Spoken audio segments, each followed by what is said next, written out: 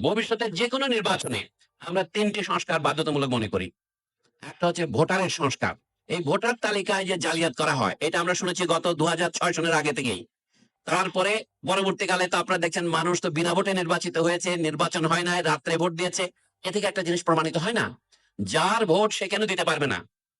এটা যার ব্যাংকের টাকা সে যদি তুলতে পারে, যদি আমরা প্রত্যেক মানুষকেই তৎকালীন বাংলাদেশ ব্যাংকের এক অথর্ব অযোগ্য গভর্নর বলেছিলেন না, আমি সকলকে ৳১০ করে অ্যাকাউন্ট খুলতে দেব কৃষকদেরকে।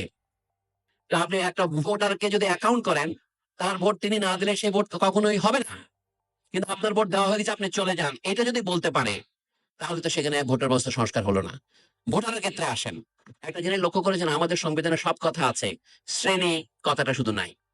জাতি, ধর্ম, লিঙ্গ, বর্ণ নির্বিশেষে ভোটার তালিকা তৈরি করতে হবে, আলাদা করা যাবে না। ওখানে কিন্তু যে শব্দটি অনুপস্থিত সেটা হচ্ছে শ্রেণী। তো দেশে তো শ্রেণী বিভেদ আছেই। এইজন্য বলি নির্বাচনে দাঁড়াতে পারবে কে?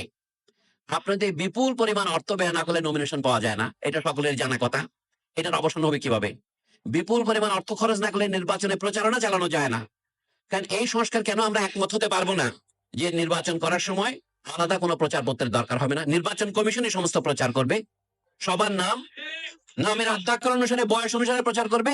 রেডিও, টেলিভিশনে তাদেরকে ভাষণ দেওয়ার জন্য সমান সুযোগ দেওয়া হবে, দল অনুসারে অথবা প্রার্থী অনুসারে।